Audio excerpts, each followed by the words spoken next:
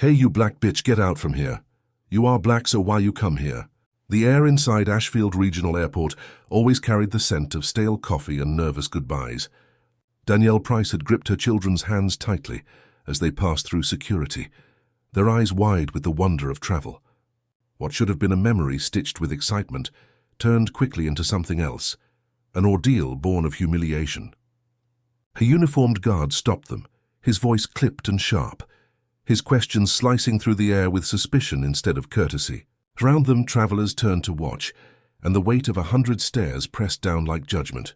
It was in that moment, as fear flashed across her son's face, that the story of resistance began. If you've ever felt the world press unfairly against you, if you've ever carried the sting of being doubted when all you wanted was dignity, this story will strike deep. Stay with us, lean closer, and let this narrative unfold. And as it does, share it forward. Subscribe to hear the stories others try to silence, and let's carry these voices together so they cannot be erased. The hum of rolling suitcases echoed across the terminal, blending with the faint crackle of an overhead speaker that called out boarding times in a detached monotone. Danielle Price adjusted the strap of her worn leather bag and squeezed her daughter Ava's hand, feeling the small fingers curl trustingly into hers. Beside her, 8-year-old Caleb bounced with the restless energy of a child on the brink of adventure. It was their first time flying, and she had promised them that this trip, a family visit to see her sister in California, would be something they'd never forget. Danielle tried to ignore the tightness in her chest. She was a young mother, only 32, but the weight of responsibility pressed on her shoulders with a constant insistence. She had saved for months to afford these tickets, trimming away small luxuries, sacrificing her own wants so that her children could feel the joy of discovery.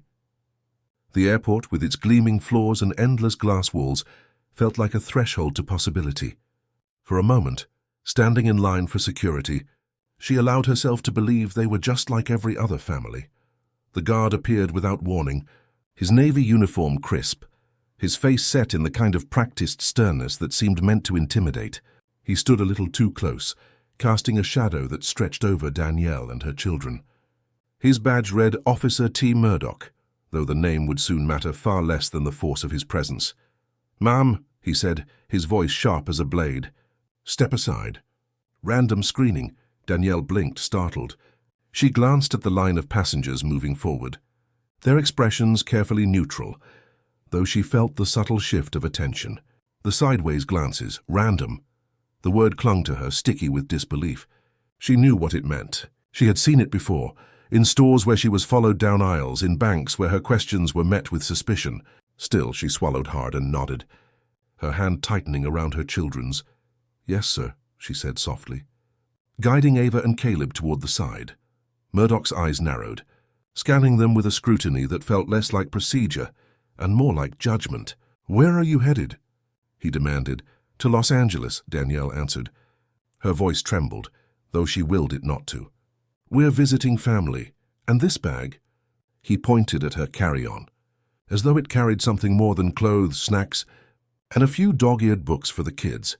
"My bag," she said, lifting it slightly. "Open it." The words came clipped, mechanical, but his gaze held something more personal.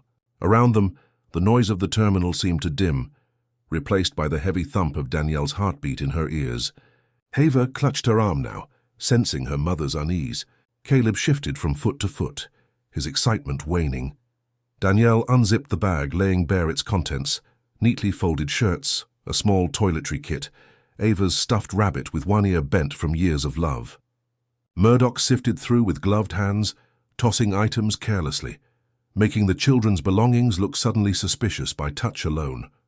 "Traveling alone?" he asked. "My husband passed," Danielle said quietly, the words always carrying a fresh sting.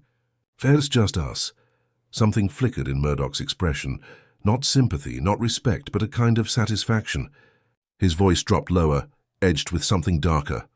"We'll need to run additional checks. Step over there." He gestured toward a corner of the security area, away from the steady flow of passengers. Danielle obeyed, though her legs felt like lead. Around her she felt the weight of stares, some curious, some judgmental, none intervening. A voice whispered in her mind, her mother's voice. "Stand tall, Danny. even when the world wants you small. She straightened her back, though her stomach churned. "Mom?" Caleb's voice was small, uncertain. "It's okay, baby," she said, forcing a smile. "We're fine." But even as she said it, she wondered how long fine could last under the gaze of Officer Murdoch, whose eyes lingered too long, whose tone carved away at her dignity like a chisel against stone. And from across the terminal, unseen by her, Walter Green, tall, silver-haired, steady in his step, watched the scene with narrowed eyes. Something about the posture of the guard, the tremor in the young mother's voice, stirred old instincts he thought he'd buried with his uniform. The story had just begun, and the line between silence and resistance was already trembling. The fluorescent lights overhead buzzed faintly, adding an almost clinical coldness to the corner, where Danielle and her children now stood. Travelers streamed past, some casting brief glances before turning away, eager to distance themselves from the discomfort. Danielle felt as if she and her children were no longer passengers, no longer people, just a spectacle under the harsh glare of authority. Murdoch began questioning her again, his voice firm but with an undercurrent of something that made Danielle's skin prickle. "What's your occupation?" he asked, his eyes scanning her face as though looking for cracks in her composure. "I work at a community center," she replied softly. "I help with after-school programs." Murdoch tilted his head, lips curling into a faint smirk. "Uh-huh, and who's paying for these tickets?" The question landed like a slap. Danielle felt the sting of implication.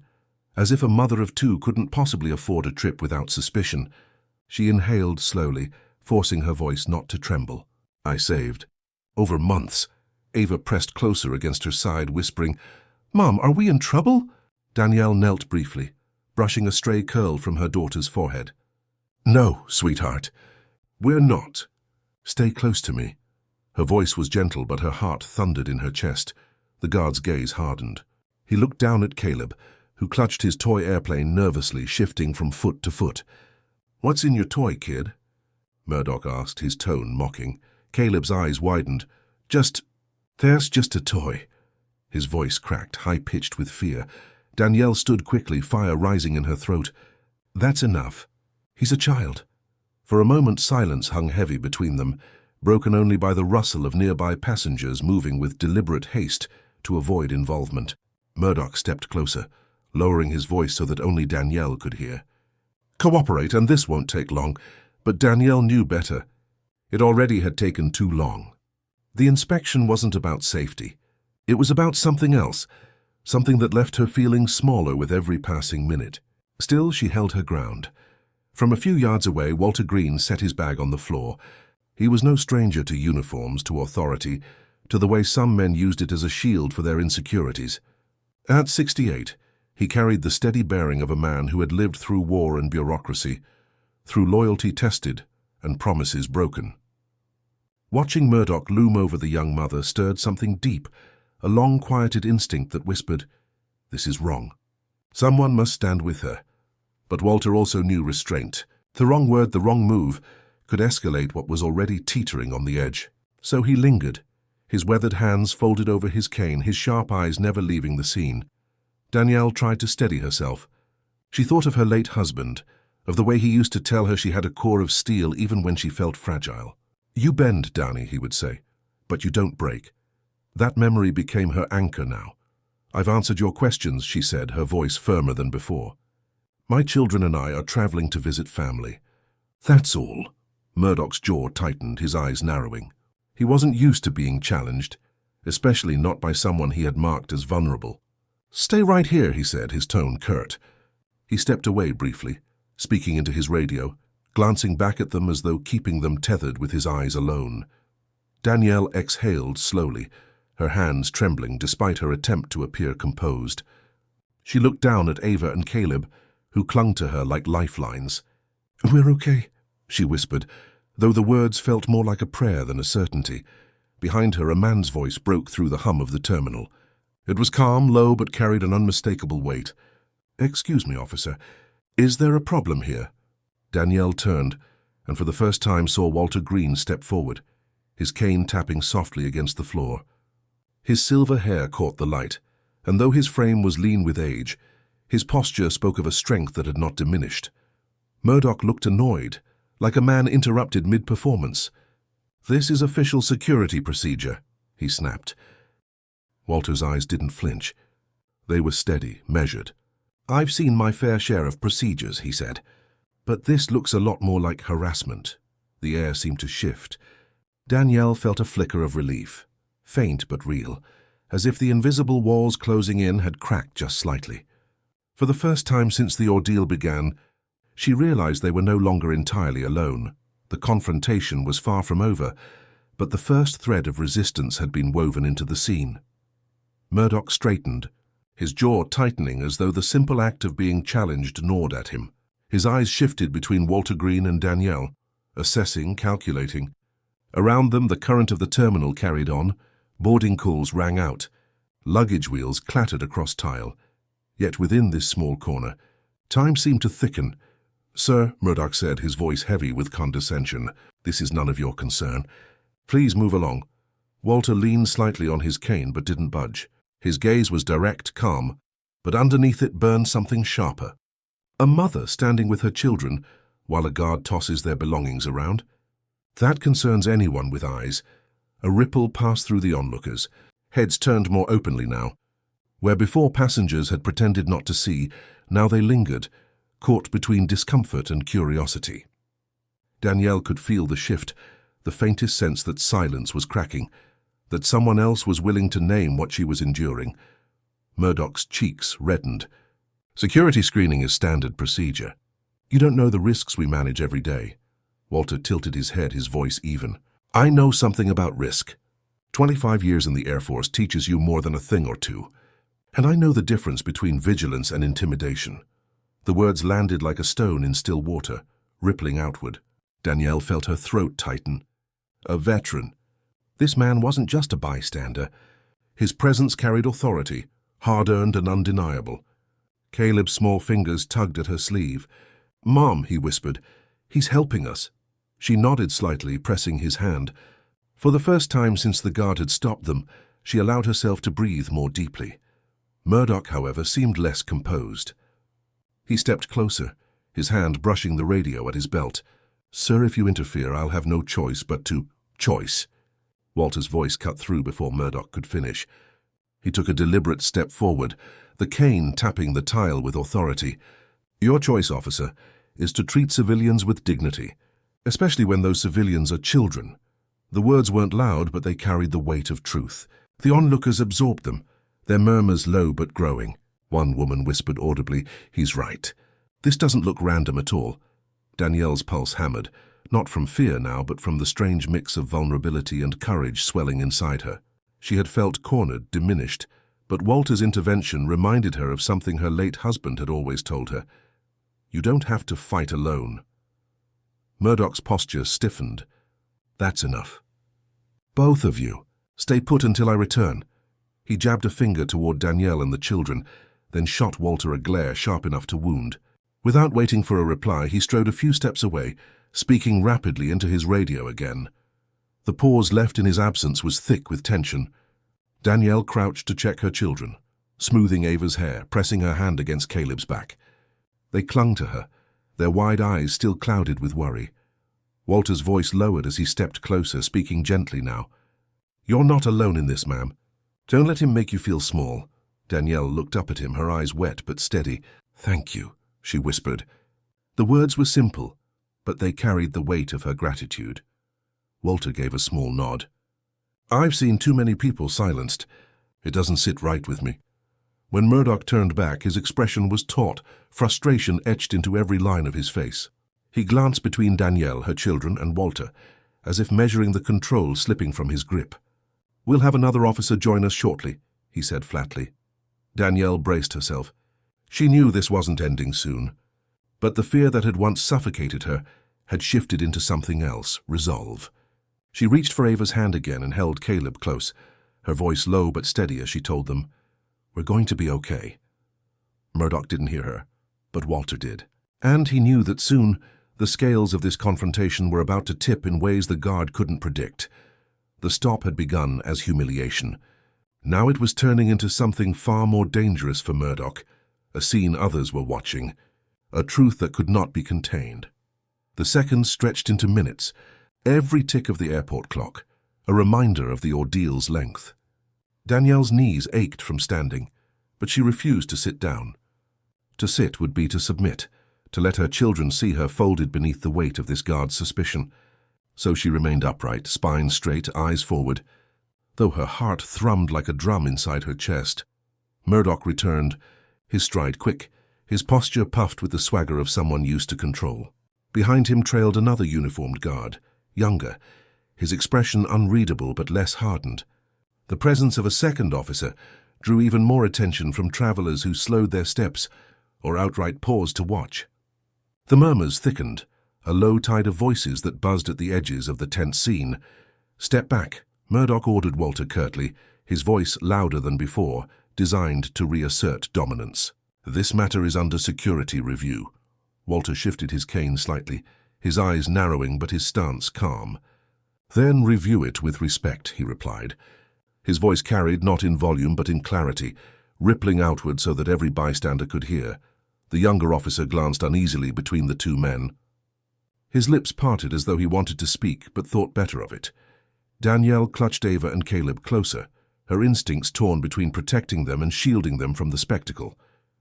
She felt the eyes of strangers on her, felt the weight of judgment, sympathy, and curiosity, all colliding in a storm she never asked to weather.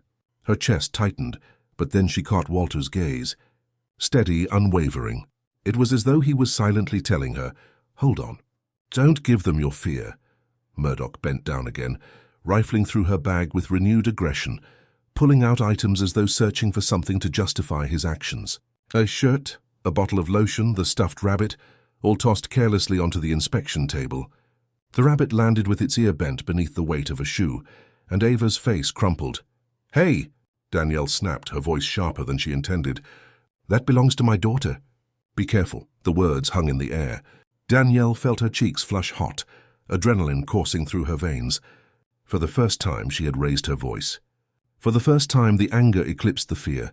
Murdoch froze, his gloved hand hovering over the bag. Slowly his head turned toward her, his eyes narrowing into slits. His lips pressed into a tight line as if he could not believe she had dared. "Watch your tone," he growled. Walter's cane tapped once against the floor, deliberate, echoing like a gavel. "She's watching it just fine," he said evenly. "It's you who ought to mind yours." The murmurs among the crowd rose into whispers, fragments of sentences carried through the tense air. "He's going too far. That poor family. Why isn't anyone stopping this?" The younger officer finally stepped closer, his brow furrowing.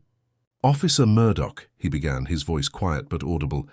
"Maybe we should—" "Enough," Murdoch snapped, cutting him off. His cheeks blazed red now, his grip tightening on the edge of the inspection table. Danielle felt Caleb press his face into her side, hiding from the tension. Ava clung to her hand, eyes wide with a child's raw fear. Danielle bent down, whispering fiercely into their ears. "I've got you. Don't be afraid." When she stood again, her shoulders squared. Something inside her had shifted. The humiliation was still sharp, but beneath it ran a current of defiance she hadn't known she could summon. Murdoch opened his mouth to bark another command. But before he could speak, the sound of footsteps approached from behind. Firm, measured, purposeful. A new figure entered the scene.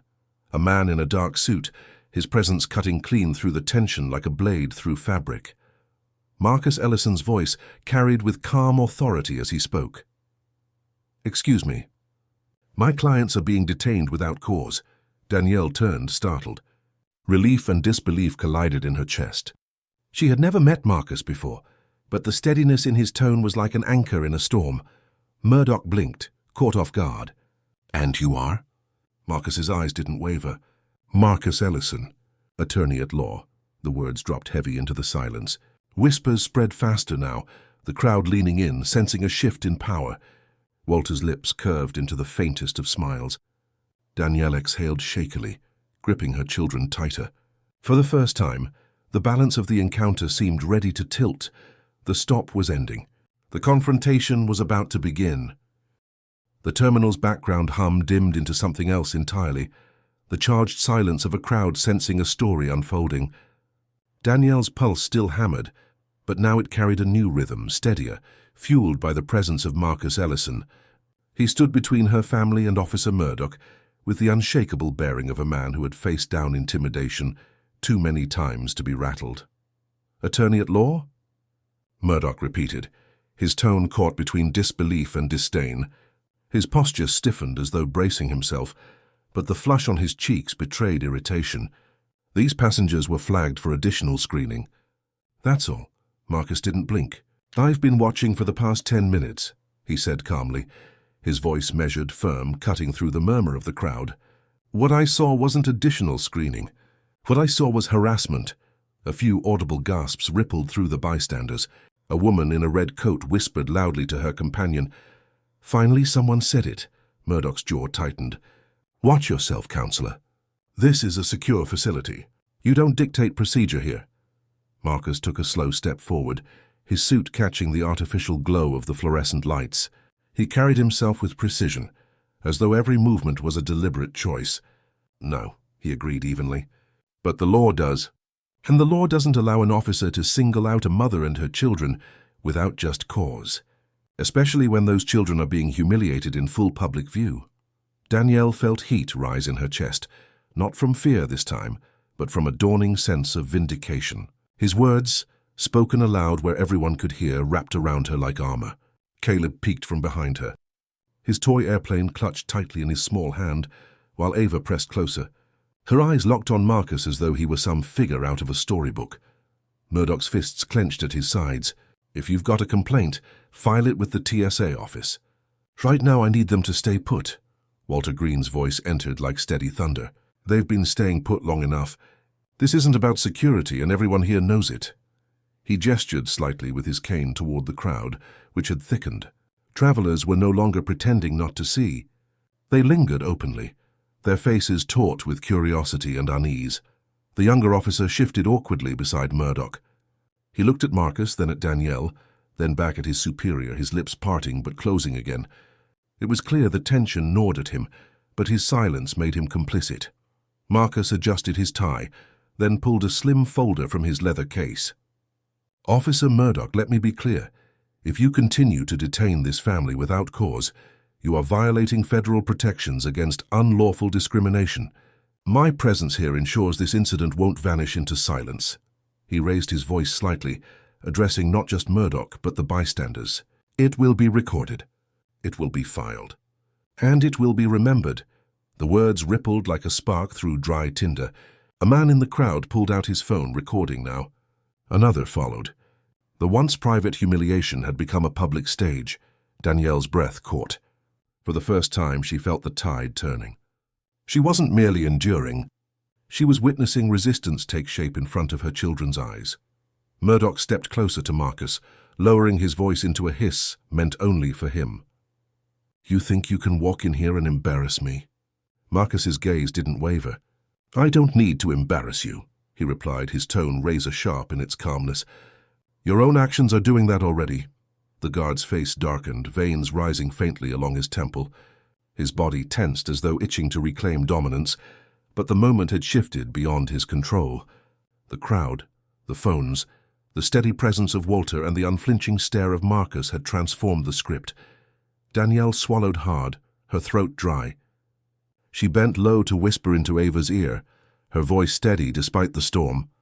"See him?" she asked softly, nodding toward Marcus. "That's what it means to stand up." Ava's small hand squeezed hers back, and Danielle felt something bloom inside her chest. Courage wasn't loud or reckless. Sometimes it was measured, calm, undeniable. And Murdoch, realizing the walls of his authority were narrowing, leaned closer to Marcus with a final threat. "You don't know who you're dealing with." Marcus's eyes gleamed, steady and sharp. "That's where you're wrong. I know exactly who I'm dealing with. And soon so will everyone else." The air thickened with anticipation. The confrontation balanced on a knife's edge. Danielle felt her heart race as the next move hung in silence, waiting to fall. The pause stretched long enough that every sound in the terminal seemed magnified. The rolling wheels of luggage, the distant call of a boarding announcement, the shuffle of nervous feet. Officer Murdoch's glare swept the gathering onlookers, and for the first time Danielle noticed unease flicker in his eyes. He was used to silence, used to people lowering their gaze and moving on, not this. Not a ring of strangers holding their phones up like lanterns in a dark cave. Walter's cane tapped once against the tile, an echo that seemed louder than it should have been. He shifted his weight forward, his stance quiet but resolute.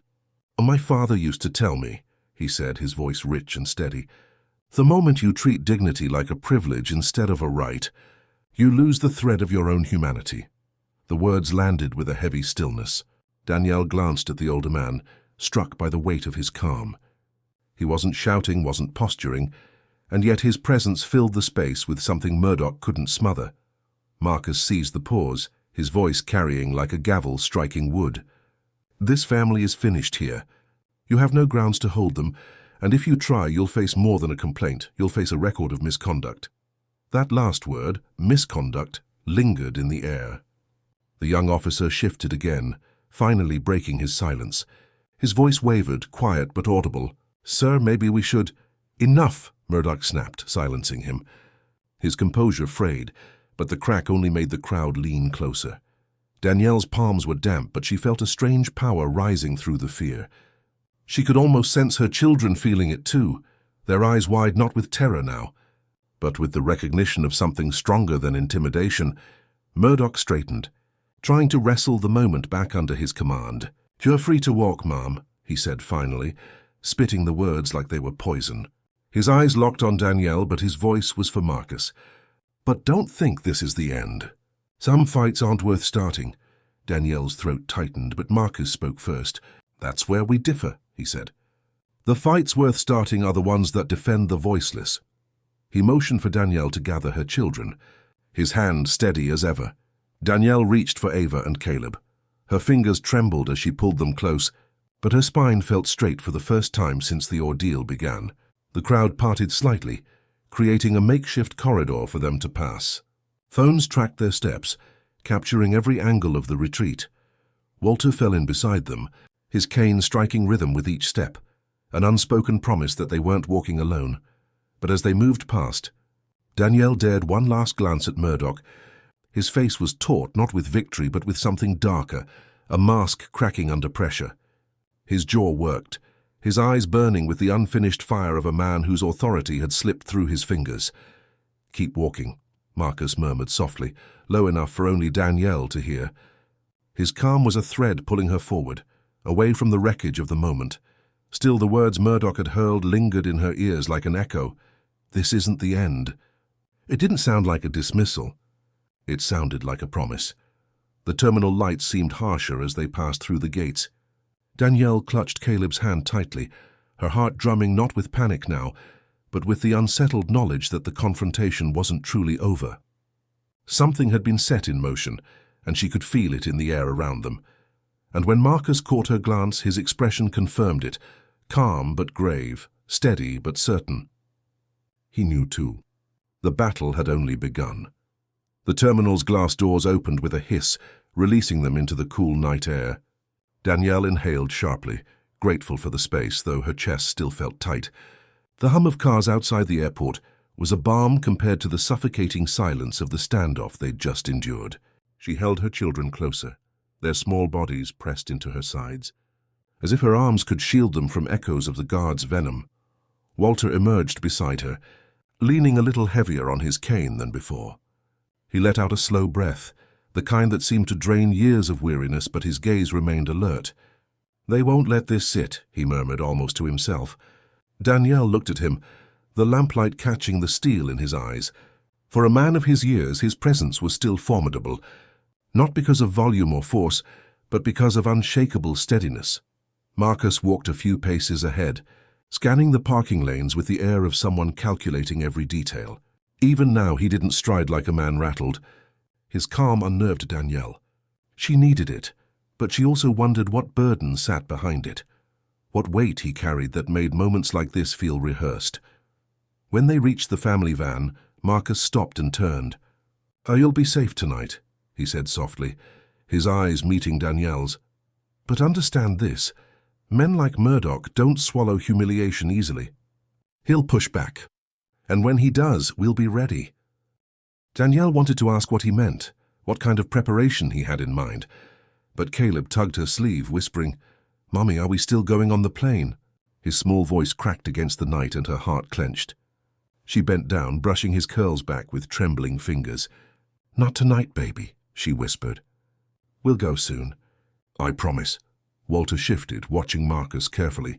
"I know that look," he said. "You've seen men like him before.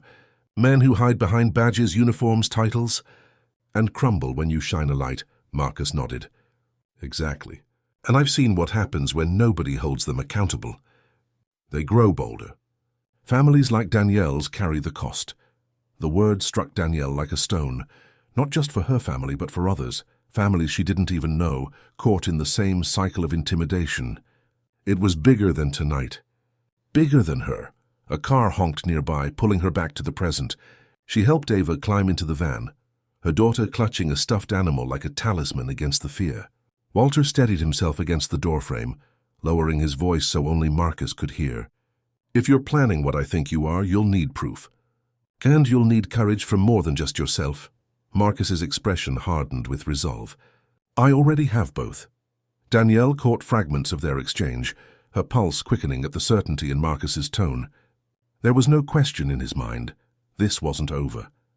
When the van doors shut, the sound reverberated like the closing of a chapter, but Danielle sensed it was only the end of a page. She buckled her children in, whispering comfort that felt flimsy against the weight of what she now understood. They were stepping into something larger, a storm whose winds had only just begun to stir.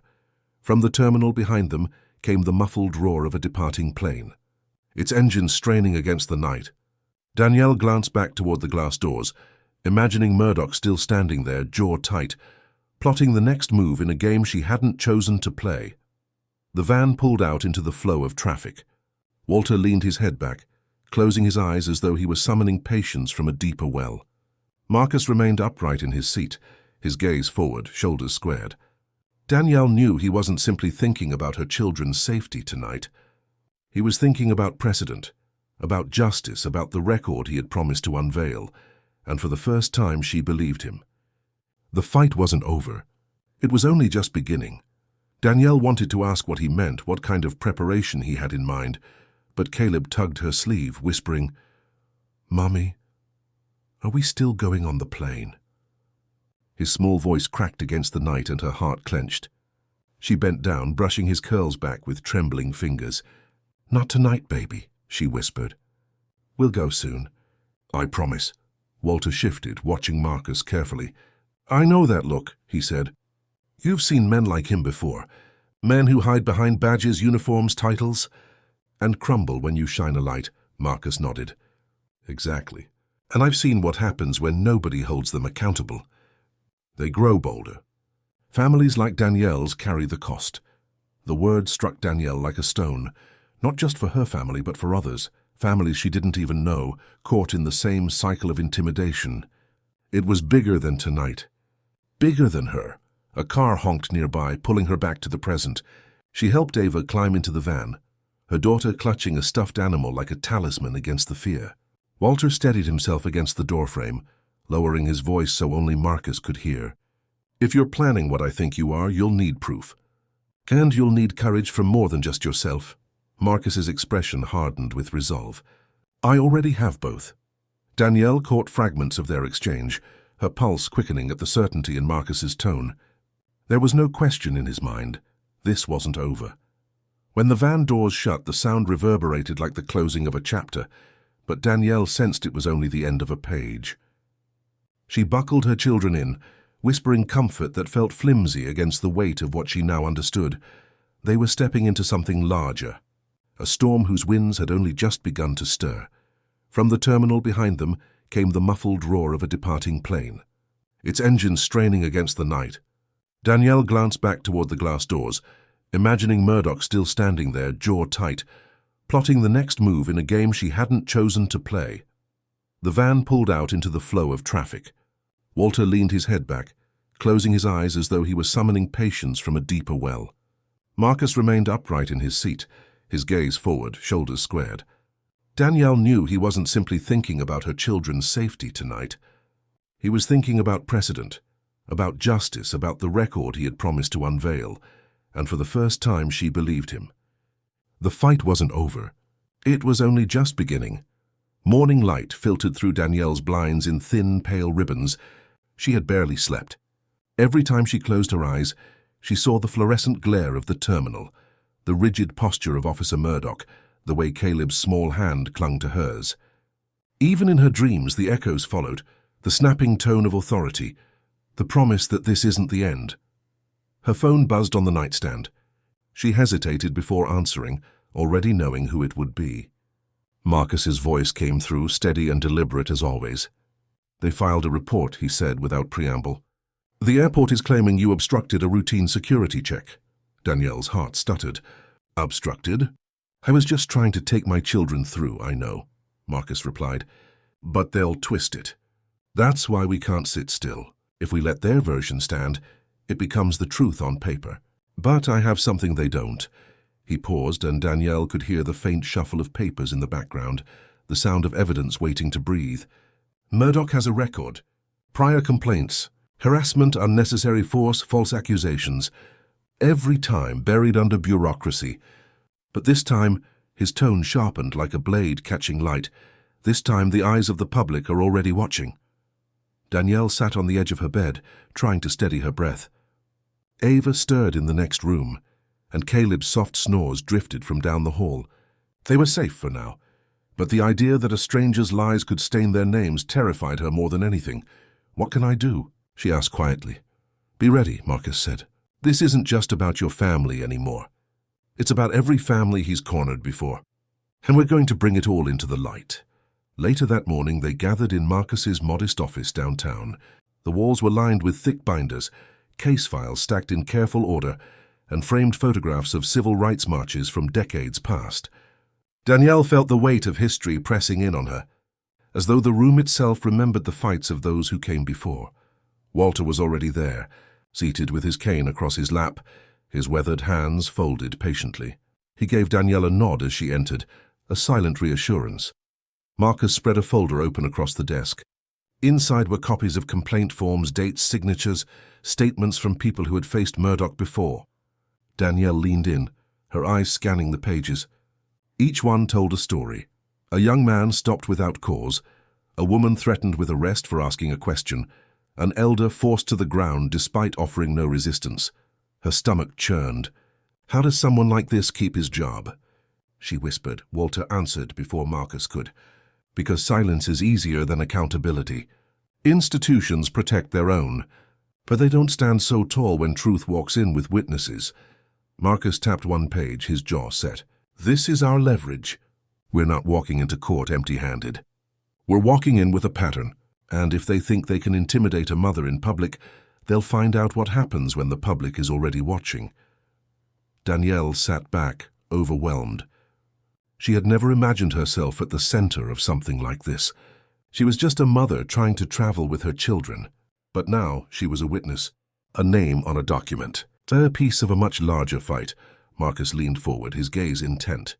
"Danielle, the choice is yours. I can take this forward. I can file, push, bring every scrap of his record into daylight. But once it begins, there's no turning back. They'll press you. They'll try to shake your story. Are you ready for that?" Danielle's fingers curled against her knees. Fear was still there, coiled tight in her chest. But alongside it, something else had begun to grow. The memory of her children's wide eyes in the terminal, the sound of Walter's cane striking the tile like a heartbeat, the weight of every story in those files. "I'm ready," she said, her voice steady. Walter's smile was small but proud, like a man who had heard the answer he'd been waiting for. Marcus closed the folder with finality. "Then it begins today." The courthouse steps loomed larger than Danielle expected. Wide stone, weathered by decades of feet climbing them, yet every inch felt like a mountain. She held Caleb's hand on one side, Ava's on the other, both children strangely quiet as if they sensed the weight of the day. Walter climbed beside her, steady despite his limp, his cane striking a rhythm that matched her quickened heartbeat. Marcus walked a pace ahead, his briefcase in one hand, his expression unreadable but certain. He seemed at home here, not because the place was welcoming, but because he had spent years wrestling with its shadows. Inside, The courthouse air was colder than the October morning. Echoes bounced off marble walls, and the scent of polished wood carried a faint sharpness. Danielle felt eyes on them, guards at the entrance, clerks behind glass, strangers lingering in hallways. She wasn't sure if the stares were curious or judgmental, but every glance felt heavy. Marcus guided them to a waiting area outside the hearing chamber. He lowered his voice, addressing Danielle directly. "Today is about control of the narrative. They'll try to paint you as unreasonable, maybe even combative. But the truth is on our side, and so is his record." He tapped the folder under his arm, the one she'd seen in his office. Danielle nodded, her throat dry. "I'm not a fighter, Marcus. I've never—" "You are," Walter cut in gently. His voice was quiet but unyielding. "You stood tall in that terminal when every instinct told you to shrink. You protected your children with nothing but your presence. Don't tell me you're not a fighter. You just never had to name it before." His words wrapped around her like a shield. She squeezed Ava's hand and felt a surge of steadiness. The door creaked open. A bailiff stepped out, calling names. The sound echoed stark and final. Marcus straightened his shoulders and motioned for Danielle to follow. Together they entered the chamber. The hearing room was smaller than she'd imagined. Wood-paneled walls, a single raised bench where the judge sat, flanked by flags. On one side, Murdoch stood in uniform, his face carefully neutral. His eyes flicked to Danielle only briefly, but she saw the smolder beneath the surface. Not the arrogance of the terminal, but something harder, darker. A man who felt cornered. The judge called for order. Papers rustled, voices quieted. Marcus rose, his voice calm but carrying weight. "Your Honor, this is not an isolated incident. What happened to my client at the airport is part of a pattern, one that has been hidden for too long." He opened the folder with deliberate precision, sliding copies of complaints across the desk toward the clerk. Murdoch's attorney bristled, objecting, insisting these prior records were irrelevant. But Marcus pressed on, his tone sharp enough to slice through the interruptions. "Irrelevant? These complaints go to the very heart of the issue. Whether Officer Murdoch acts with authority or abuses it. Whether citizens in his care are safe or silenced." Danielle sat frozen, every word tightening her chest. She wanted to look at Murdoch, to see if the armor cracked, but she forced herself to keep her eyes forward. Ava leaned into her side, whispering, "Is it almost done?" Danielle stroked her daughter's hair, whispering back, "Soon." The judge's gaze grew heavier with every page Marcus revealed. Dates, testimonies, dismissed appeals. The rhythm of injustice laid bare. Walter, seated behind Danielle, nodded faintly with each revelation, as though keeping time with a truth long overdue. At last, the judge leaned back, hands folded. His voice was low, but it carried. "These allegations raise serious concerns. They cannot be ignored.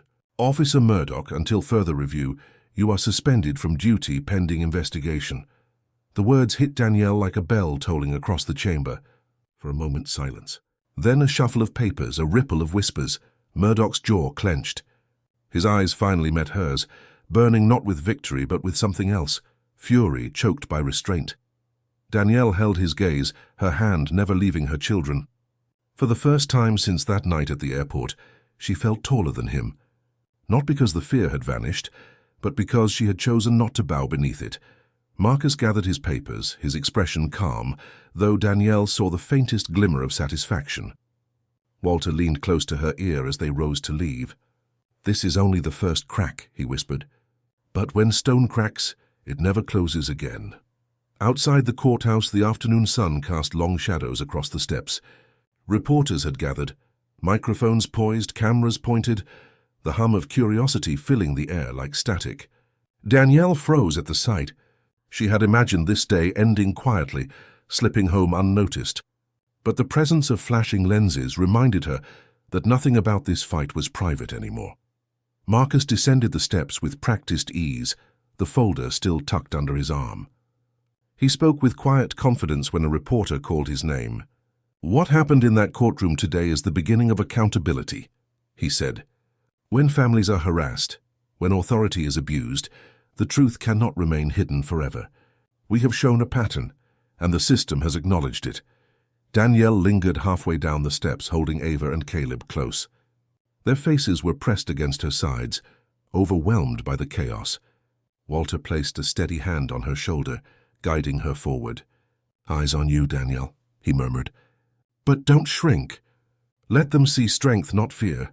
Her pulse hammered, but she lifted her chin. She wasn't here to perform. She was here because silence would have meant surrender.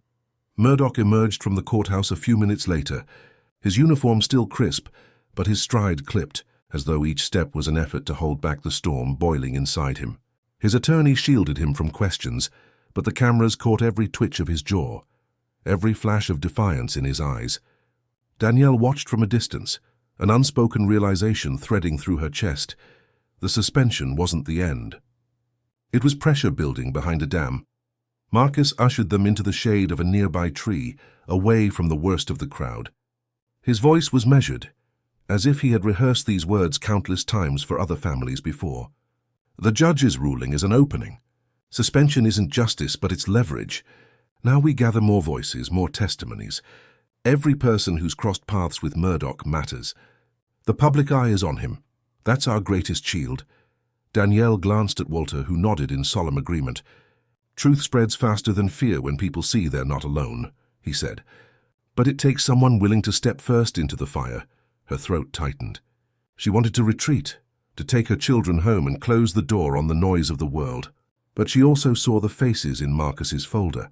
Strangers who had endured what she had endured, some who had endured worse. If she left now, the record might remain buried again. A reporter spotted them and broke away from the crowd, approaching with a microphone. Danielle stiffened, but Marcus raised a hand, shielding her from the intrusion. "No statements today," he said firmly, his voice like stone.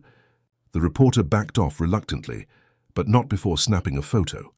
Danielle's tired eyes, her children's small hands clinging to her dress, Walter's steady form at her side. That image, Danielle realized, would travel farther than any courtroom transcript. As they reached the car, Marcus turned, his gaze steady. "This was only the first battle. They'll try to discredit you. They'll paint you as difficult, as dishonest. They may even dig into your personal life, searching for cracks. You need to prepare for that." Danielle swallowed hard. "I don't have cracks," she said, though her voice trembled. "You have humanity," Walter corrected gently. "And that's enough. What matters is that you don't face this alone. Remember that." Caleb tugged on her sleeve, whispering, "Mommy, can we go home now?" She kissed the top of his head and nodded, forcing a smile. "Yes, baby, we are going home." But as they drove away, Danielle knew home would not feel the same. The courthouse steps had changed her. The cameras had marked her. Aunt Murdoch's stare had carved itself into her memory. Not defeated, but waiting. She glanced at Marcus in the driver's seat, his eyes fixed on the road, his jaw set. Walter sat beside him, gazing out the window, quiet but thoughtful. And she realized, this wasn't just about winning a case. It was about shifting a weight that had crushed too many for too long. The suspension was a crack in the wall. But cracks spread, and when they do, walls fall. The days after the courthouse ruling were anything but quiet. Danielle had hoped for stillness, a chance to breathe, but instead her phone buzzed with messages she hadn't asked for, some supportive, many hostile. Anonymous numbers sent threats, thinly veiled under claims of keeping order. Comments flooded social media, where her photo from the courthouse steps had been shared thousands of times. To some, she was a mother standing for dignity. To others, she was a target. Marcus had warned her it would come. "Accountability provokes backlash," he said, seated across her kitchen table with his briefcase resting on the chair beside him. "When silence breaks, those who thrived in the dark will do anything to dim the light again."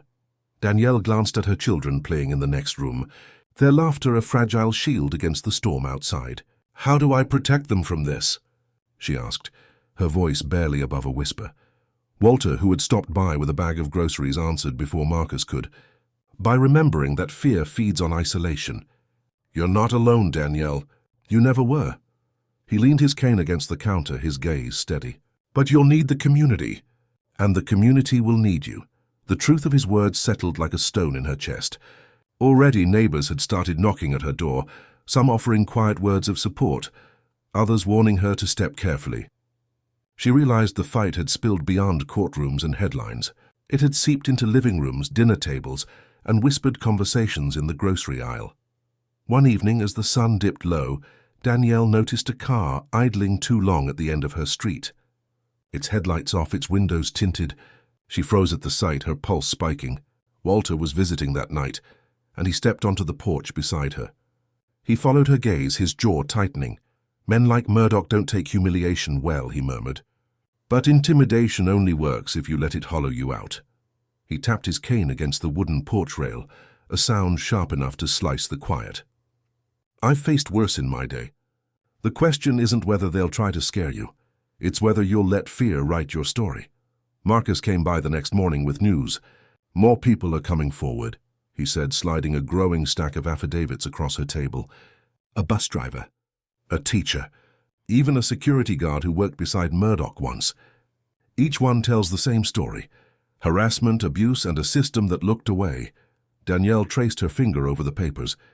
Each signature was proof she wasn't alone, yet each story deepened the pit in her stomach. This wasn't just about her anymore. It was bigger, heavier. "Backlash cuts both ways," Marcus said, his eyes intent. "They're pushing harder, but so are we. The louder they get, the more voices rise to answer. What matters is what you choose to do with that weight." Danielle closed her eyes briefly.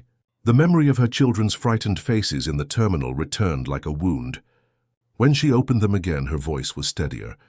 "Then we keep going." Walter smiled faintly, pride etched into the lines of his face, spoken like someone who's found her footing. But outside the walls of her home, pressure continued to mount. Flyers appeared on poles downtown, smearing her name with lies. Anonymous letters arrived in her mailbox. And yet, at the same time, so did handwritten notes of gratitude, from people she'd never met, thanking her for standing when they had been too afraid. The backlash had come, fierce and unrelenting. But within it, Danielle saw something unexpected, proof that fear no longer flowed in just one direction. The tension reached a breaking point on a Thursday evening when the community center held an open meeting. Word had spread quickly. Some came to show support, others to confront. Danielle almost didn't go. She feared the glares, the whispers, the possibility of open hostility. But Walter insisted. "Silence gives the floor away," he said firmly. "If you don't stand in your own story, someone else will tell it for you." The gymnasium was already full when they arrived, the sound of overlapping voices echoing off the high ceiling. Folding chairs stretched in uneven rows, filled with townspeople Danielle recognized and others she didn't. At the front of the room, Marcus stood near a podium, flipping through his notes. His calm presence steadied her nerves. When the meeting began, the tension was immediate. A man in the back stood up first, his voice sharp. "Why drag our whole town into your personal problem? That guard was just doing his job. You embarrassed us all on national news." Murmurs of agreement rippled through a portion of the crowd. Danielle's throat tightened, but before she could speak, an older woman rose from the second row. Her hands trembled slightly, but her voice was clear. "That job was harassment.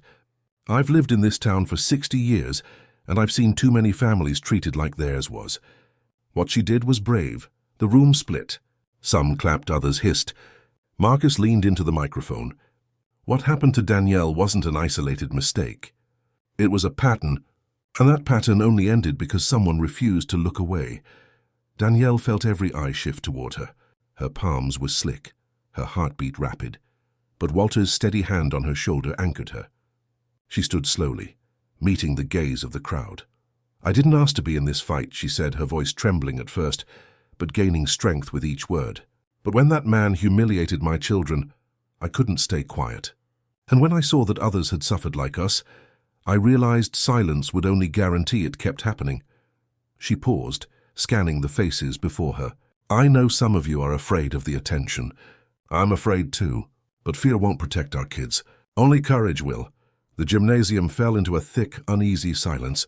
Danielle could feel the weight of the words lingering, as though the air itself waited for permission to move again. Then, slowly, a teenage boy stood near the back. He raised his hand awkwardly, his voice breaking as he spoke. "That same guard pulled me aside once, said things he shouldn't have. I didn't know who to tell, but now, I guess I'm telling you." The shift was palpable. Other voices followed. A bus driver recounting insults hurled in a parking lot. A cashier recalling threats whispered as he left his shift. One by one, the stories spilled out, forming a tapestry of pain that could no longer be dismissed. For every story, though, there was pushback, angry mutters, defensive interruptions. But with each testimony, the balance tilted. The silence that had once suffocated the town began to fracture. When the meeting ended, Danielle walked outside into the cool night air. The crowd dispersed slowly, some offering her nods of respect, others avoiding her eyes. She leaned against the brick wall, exhaling shakily. Walter joined her, his cane tapping against the pavement. "You did more than survive tonight," he said. "Who shifted the ground?" Marcus closed his briefcase, his gaze steady. "But the fight isn't done. The louder the truth gets, the harder the pushback will be. You'll need to decide how far you're willing to carry it." Danielle looked at the stars, barely visible through the haze of city light. Fear still pressed heavy on her chest, but beneath it pulsed something new. Resolve. She had spoken, and the silence had cracked. There was no turning back now. The days after the community meeting felt like standing on the edge of a storm. Danielle noticed it first in the grocery store, where familiar neighbors who once nodded politely now avoided her aisle. Others, unexpectedly, stopped to squeeze her hand or whisper encouragement. The town was divided, and she stood in the middle of its fracture. For Marcus, the shift was no surprise. He had seen it before, how truth unsettled power, how exposure rattled those invested in silence. "They'll try to wear you down," he told her. "Shame you, exhaust you, make you second guess. But we've already crossed the line. The question isn't whether the truth is out, it's whether it will be buried or faced." Danielle tried to hold on to that. Yet at night, when her children slept and the house fell quiet, fear returned. She thought of the guard's sneer, the anger in certain neighbors' eyes, the possibility that standing up had placed a target on her family. She would stand at the window, watching the streetlights cast long shadows, wondering if she had been reckless. Walter sensed it. He visited often, sitting with her at the kitchen table, his voice steady. "Fear doesn't mean you're weak," he reminded her. "It means you understand the cost. And courage isn't the absence of fear. It's walking forward while it breathes down your neck." The reckoning came in the form of a formal hearing. News had spread far beyond the town. Pressure mounted for the airport authority to respond. Marcus received the notice. The board would convene to review the complaints, hear testimonies, and decide whether the guard's conduct warranted dismissal and broader policy changes. The hearing day was crisp, the autumn air biting as Danielle approached the courthouse. Protesters lined the steps, some holding signs demanding accountability, others waving placards defending the guard. Chants clashed in the cold air, a messy chorus of anger and hope. Danielle pulled her coat tighter, clutching her children's hands. Inside, the room was packed. Rows of hard benches filled with townspeople, reporters scribbling notes, officials whispering among themselves. At the front, the guard sat stiffly beside his lawyer, his face unreadable but his jaw clenched tight. Danielle's stomach knotted. When her name was called, her legs felt like stone. But she stood, moving to the podium as Marcus walked with her, a steady presence at her side. She cleared her throat, her voice catching at first. "I didn't want this fight," she began. "I only wanted to take my children on a trip. But what happened that day, it wasn't just about us. It was about dignity, about what families like mine have been forced to endure silently for too long." As she spoke, images flashed in her mind, her daughter's wide eyes, her son's trembling lip. The suffocating humiliation she felt in the terminal. She pressed those memories into words, letting the room feel the sting. Her voice gained strength, shaped by the truth she carried. The guard's lawyer objected, muttering about exaggeration, but Marcus countered calmly, each word slicing with precision. Then Marcus produced the records. Testimony after testimony, sealed complaints, evidence of a pattern long ignored. The room shifted as the weight of proof filled the silence. When Walter was called, he walked with slow dignity, leaning on his cane. His testimony was brief, but every word landed like a stone. "I served my country to protect freedoms," he said, his gaze steady on the board members.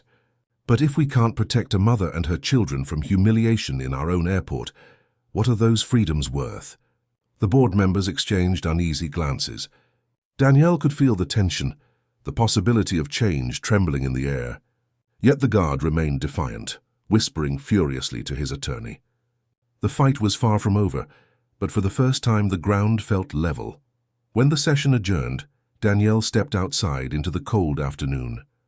The crowd surged around her, voices shouting, cameras flashing. She shielded her children, her heart pounding. But beneath the noise she felt something she hadn't in weeks, a flicker of relief. The truth was no longer hers alone to carry. The board reconvened after a tense recess. The room buzzed with restless energy. People whispered, shuffled papers, tapped shoes against the floor. Danielle sat with her children pressed close, Marcus on one side, Walter on the other. She could feel her pulse in her temples, the anticipation nearly unbearable. The chair of the board, a woman with sharp glasses and a measured voice, began. "We've heard testimonies. We've reviewed the records. This matter weighs not only on the conduct of one guard, but on the integrity of the institution itself." Every word seemed to stretch, thick with consequence. Danielle held her breath. The guard's lawyer rose one last time, launching into a defiant defense. He painted the guard as a man under stress, a victim of misunderstanding, unfairly targeted by a media storm. His voice rose, pleading for sympathy, even warning of a slippery slope. If one guard could be toppled so publicly, who would want to serve? Some heads in the audience nodded. Others glared. When Marcus stood, the contrast was striking. He didn't raise his voice. He didn't gesture wildly. He simply spoke with calm conviction, his words slicing through the fog of excuses. This isn't about one mistake. This is about trust. When families walk through that airport, they deserve to feel safe, not singled out. When children look up at the uniform, they should see protection, not fear. If we lower that standard, if we excuse harassment as stress, then we've already failed. The silence that followed was heavy, the kind that demands an answer. Finally, the chair cleared her throat. "Our decision," she said, "is that the guard will be dismissed from service, effective immediately. Furthermore, this board recommends an independent review of the airport's security practices and a mandatory retraining program for all staff."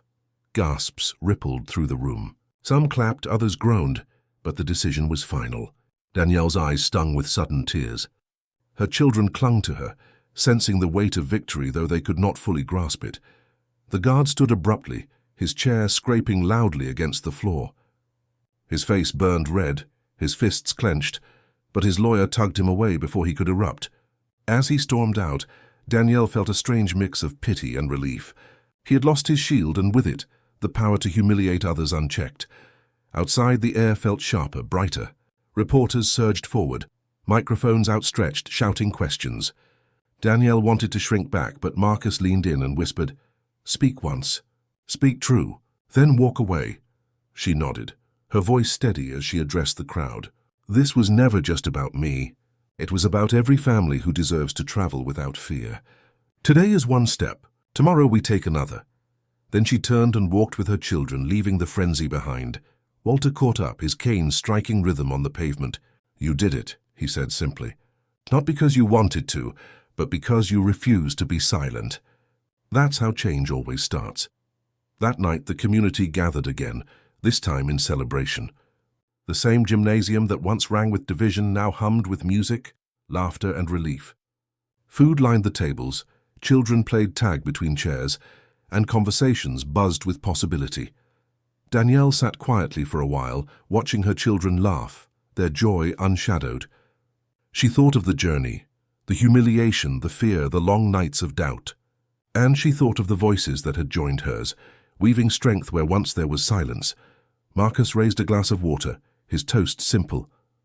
To truth spoken, to dignity defended, and to a community that chose courage over comfort. The room erupted in cheers. As the night deepened, Danielle stepped outside for a breath of air. The stars shone brighter than she remembered, scattered like promises across the dark sky. She realized the fight wasn't over. Injustice never vanished in a single hearing, but something had shifted. She had seen what it meant to stand, and she knew she would never again sit quietly when dignity was at stake. In the end, the story of Danielle Price was never just about an airport guard, or even about one family humiliated in a terminal. It was about what happens when ordinary people refuse to surrender their dignity, even when silence would be easier. From the moment Marcus laid the records bare, To the night the gymnasium filled with voices long kept quiet, to the day the board finally chose accountability over excuses. The arc bent, not because of one dramatic act, but because of persistence, courage, and community. Danielle did not set out to be a fighter. She only wanted her children to walk through life without shame weighing on their shoulders. Yet by standing, she discovered the quiet truth that courage is contagious.